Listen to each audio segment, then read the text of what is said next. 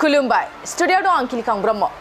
मोनसे गिदिर खौरां आयुष्मान कार्ड गैयाब्लाबो बेसेन नाङै फाहामथाय मोनगोन गोरिब सरासनस्रा सुबुंफोरनि थाखाय आसामनि गिबि मन्थ्रि डक्टर हिमन्त बिश्व शर्मानि गिदिर फोसावथाय नंगौ बे बारनिफ्राय रायजोनि गासैबो मेडिकेल कलेजफ्रावनो बेसेन नाङाजासे फाहामथाय लानो हागोन नोंथाङा आयुष्मान भारत आरो आयुष्मान आसाम कार्ड गैयाब्लाबो बेसेन नाङै फाहामथाय मोनगोन थारैनो निखावरि सरासनस्रा सुबुंफ्रा बेसेन नाङाजासे जायखिजाया मेडिकेल कलेजफ्रावनो फाहामथाय लानो हागोन रायजोआव गोबां निखावरि सरासनस्रा सुबुंफ्रा जायखिजाया जाहोननि थाखाय दासिमबो आयुष्मान कार्डखौ आबुङै मोनजोबनो हायाखै बेनिखायनो बेखौ नोजोर होनानैबो गिबि मन्थ्रि डक्टर हिमन्त बिश्व शर्माया निखावरि सरासनस्रा सुबुंफोरखौ रायजोआव थानाय गासैबो मेडिकेल कलेजफ्राव बेसेन नाङाजासे फाहामथाय होनो बिथोन होदों थारैनो आसामनि गिबि मन्थ्रि डक्टर हिमन्त बिश्व शर्माया रायजोआव थानाय गासैबो मेडिकेल कलेजफोरनि प्रिन्सिपालफोरनो बे बिथोनखौ होदों नंगौ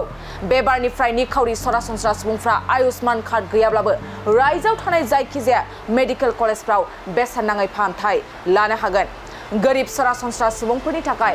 आसामनि गिबि मन्थ्रि डक्टर हिमन्त बिश्व शर्मानि गिदिर फोसावथाय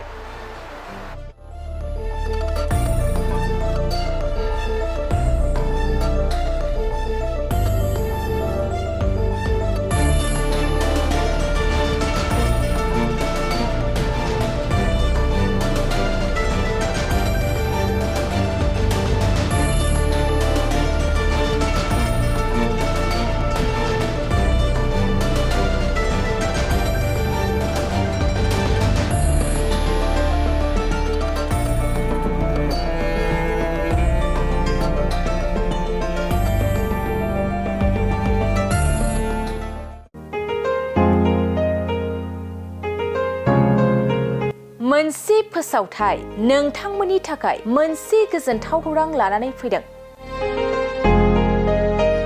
अदालगुरि जिल्लानि सिङाव थानाय डिमाकुसि बरंगाजुलिनि पिपल हलियाव लानानै फैदों नोंथांमोननो लेब्रा मुंनि गंसे गोदान रिजर्ट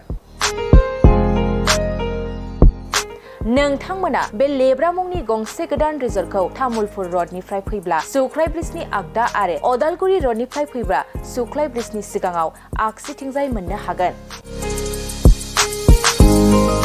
लेब्रा मुंनि गंसे गोदान रिजर्टआ नोंथांमोननो गोसोबायदि सुबिदा खालामनानै होनाय जादों नोंथांमोना बे लेब्रा रिजर्टआव बर'नि गासै जाग्रा जामुंखौनो मोननो हानायजों लोगोसे बेवहाय नोंथांनि सुबिदा बायदि अर्डार खालामनानै जानो हागोन जुदि नोंथांमोना तामुलपुरनिफ्राय अदालगुरिसिम थांनाय समाव ओंखामजों लोगोसे बायदिसिना जालांनो गोसो दंब्ला नैबे 8638879656 जानबुं नम्बराव कल खालामनानै सिगांग्रो अर्डार खालामहरनो हागोन